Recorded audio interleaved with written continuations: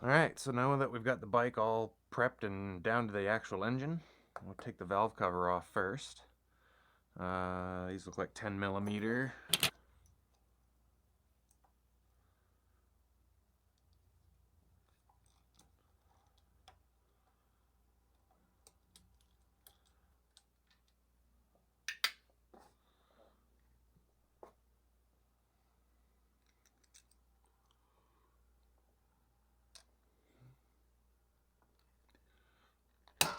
Oh, boy, that one was tight.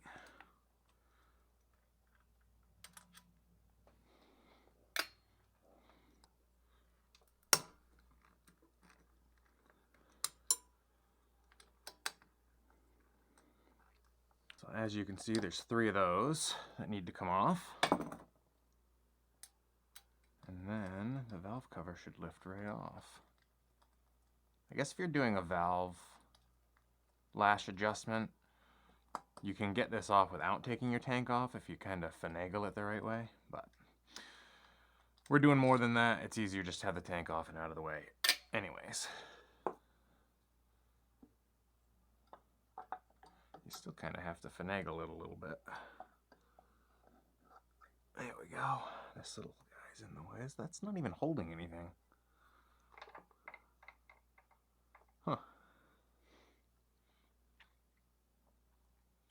Alright, so what we'll do is we'll get this to top dead center first, and then I'm going to back out my valves a little bit, because, well, just because I feel better about it that way, but plus also this head's going to sit a little bit lower, you know, a minor amount, but still I don't want anything banging together when I'm putting it back together, so I want to make sure I've got room. But we're going to take this cap off.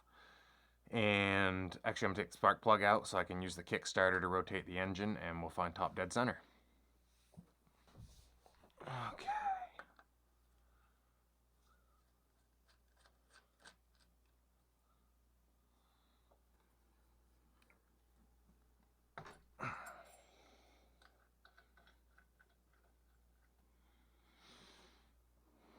Alright, I don't really care too much about this spark plug. Wow.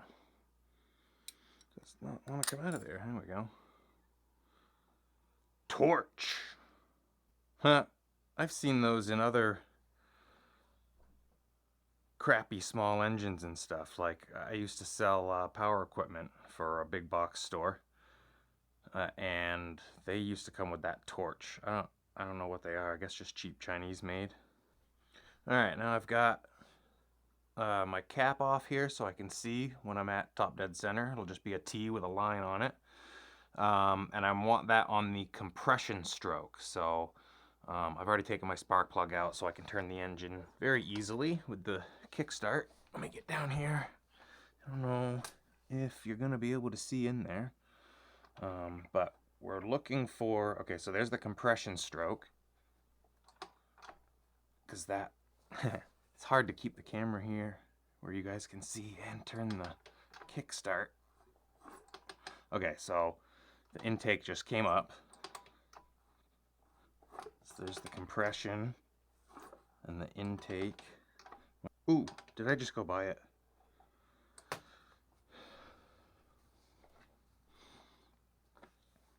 So alternatively, you can also do it this way. If I can, I don't want to ruin that. There it goes.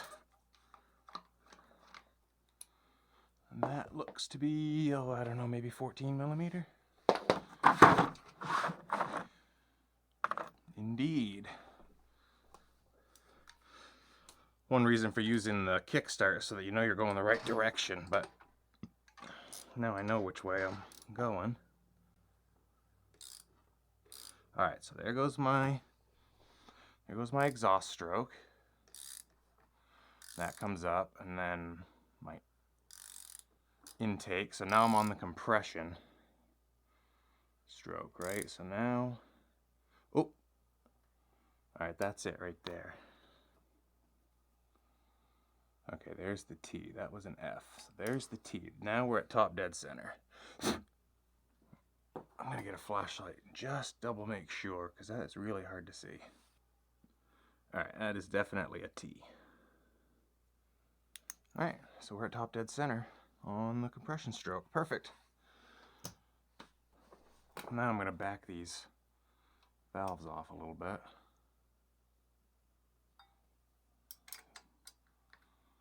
Loosen the jam nuts. And then I don't actually have a valve tool. So these are like little square. I can turn them by hand. So that's what I'm going to do right now. Alright, I've turned it out quite a bit. There we go.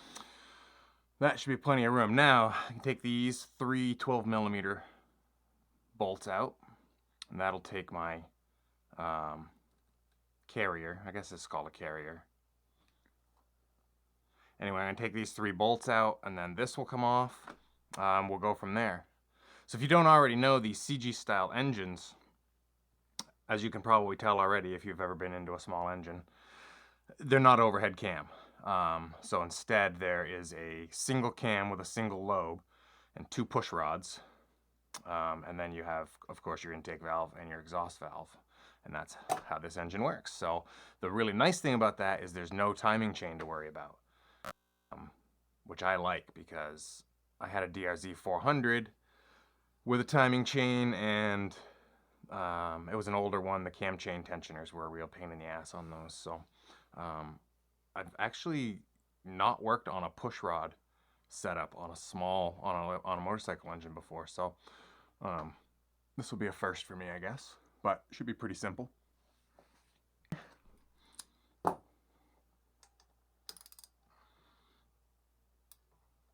In there.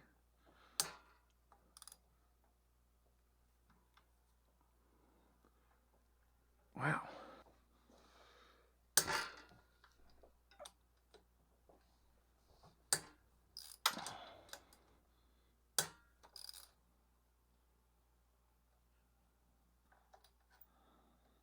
Ooh, don't lose those washers. And definitely don't lose them down into the engine. All right.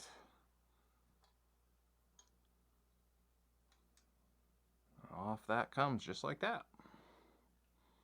Nothing to it. Now you can see the 2 push rods here.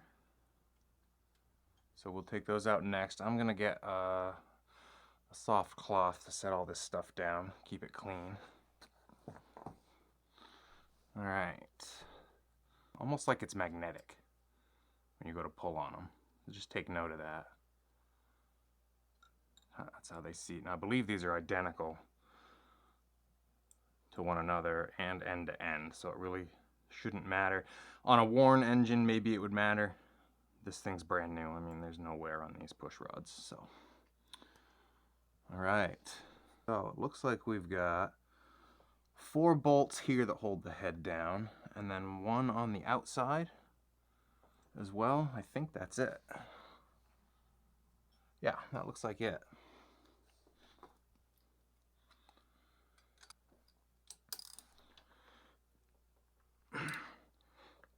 Boy, I might need a bigger wrench.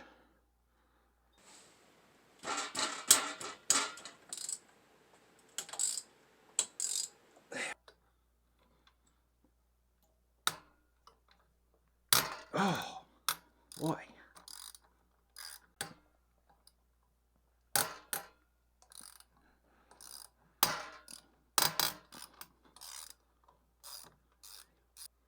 Okay, it looks like there are washers underneath these as well.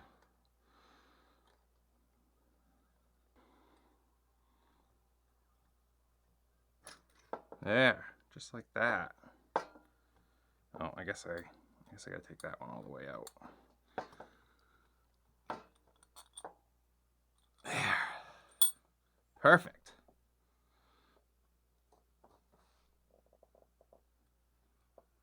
Beautiful. And there's our head gasket right there. So you've got 3 sleeves here, okay, on these studs. That one came up a little, it looks like. And I believe once we get this out of the way, I believe there's an O-ring maybe? Yes, right there. So that is on the, just in case you lose it or take it off and forget, it was under the head gasket on the rear right-hand side of the bike. Okay. Okay, so I'm gonna get a measurement on the old gasket and on the new gasket because I'm super curious. And then we're gonna put it back together. All right, so we get the new head gasket in, which I got from CSC Motorcycles. It's a TT250 head gasket. I haven't even opened it yet, which looks like I need a knife. Okay, so let's get this open.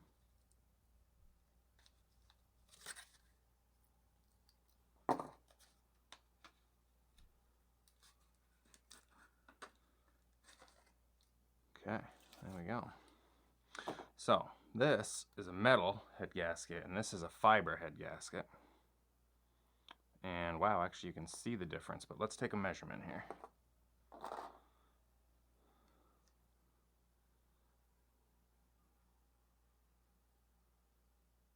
So this is 40 thousandths of an inch, or 1.1 millimeters. 1 millimeter?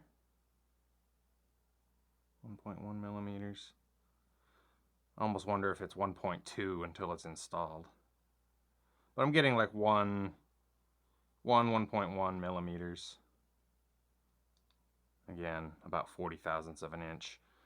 This is just a Harbor Freight set of dowel calipers, so they don't go super accurate, but for my purposes, they're just fine. I do have a precision micrometer I could use if I was really interested. All right, so now this is going to be, all right, so it's half. So this is 20 thousandths, or 0.5 millimeters, half a millimeter. So it is half the distance of the other head gasket. Interesting.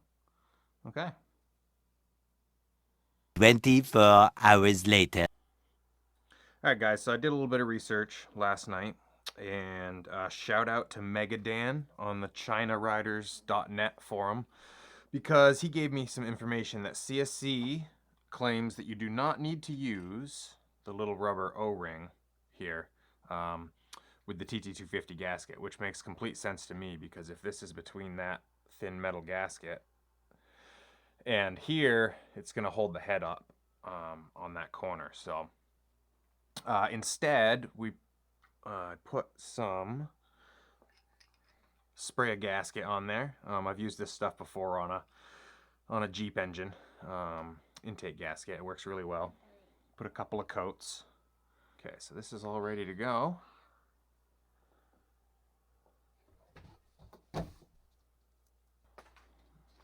Okay, so now we can set our head right on there and start torquing everything down.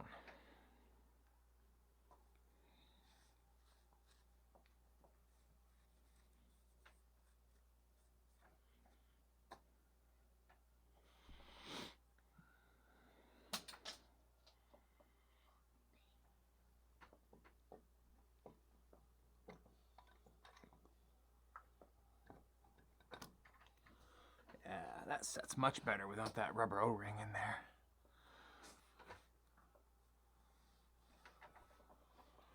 Alright, so if you remember from disassembly, we've got 5 bolts, 4 on top here, and then this one here. Each one of these has a washer. So I'm just going to spin them in so that they're close first. And then we're going to tighten them in a crisscross pattern, kind of like you would on a car's lug nuts. And we'll do that, you know, like 2 times before we torque them down.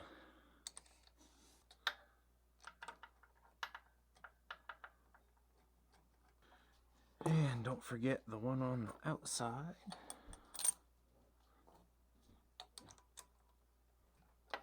But let's get our first phase, where I'm just going to kind of snug these a little bit. Crisscross.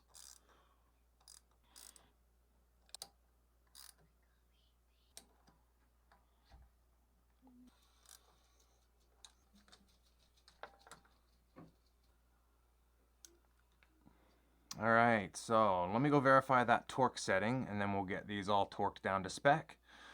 And then we can get our push rods back in.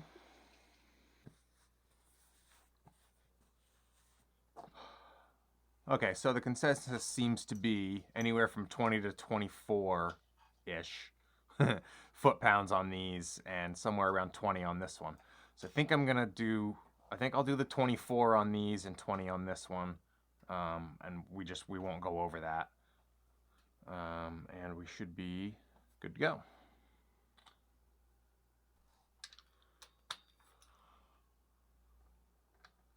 There we go. All right, so these still have a decent amount to snug up. I'm gonna go one more phase here.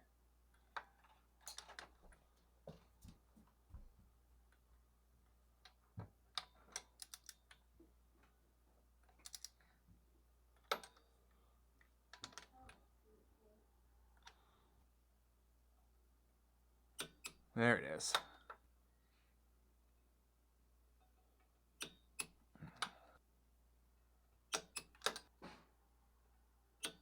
Okay, I'll turn this down a little bit. Put 20 pounds on that outer one.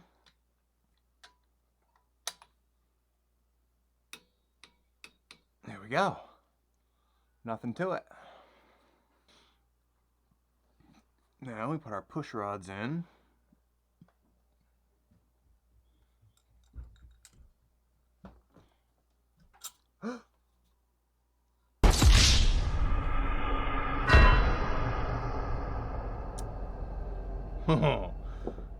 Yeah, that was not great. I dropped that push rod down into the wrong hole. Okay, I got it. Alright, so if you remember when we took it apart, I said to get a feel for this because it can be a little bit tricky. You'll feel almost a little suction. I think I'm good right there on that one.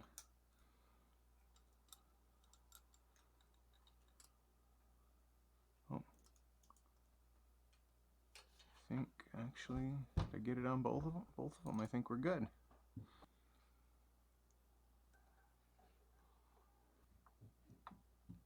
And then we've got our three 12mm bolts. Remember the washers. Do not drop them down into the engine. You'll be taking much more than your head off to get to it.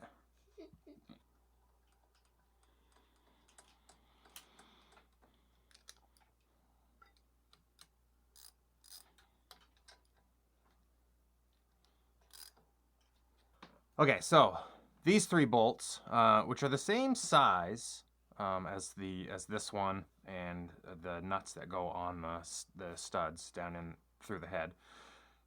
Anyway, I can't find a torque spec for them anywhere. So I've watched a couple other videos on similar engines, and pretty much they had the same conclusion. So it seems to be most people are going somewhere between 15, 20 foot-pounds. 22, I think I saw at one point. I think I'll just stick to, I might actually set it to 18. I think that's a fair number. Should be plenty tight enough for this. So anyway, let's do that.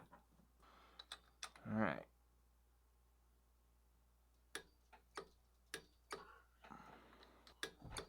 It feels pretty good, actually, based on how hard I had to pull to take them apart. So, all right. Next up, valve clearance. Hey guys, so I know I said that we were going to do the valve adjustment on this next in this video, but I feel like this video is getting kind of long, and also some people may be looking to learn how to do the valve adjustment on their Hawk 250s or any engine like this. So I think that'd make a good video all on its own.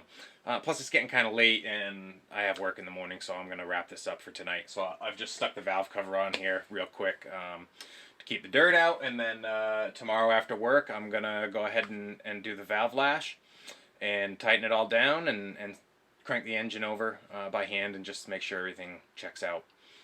And then we'll go from there. So thanks for watching.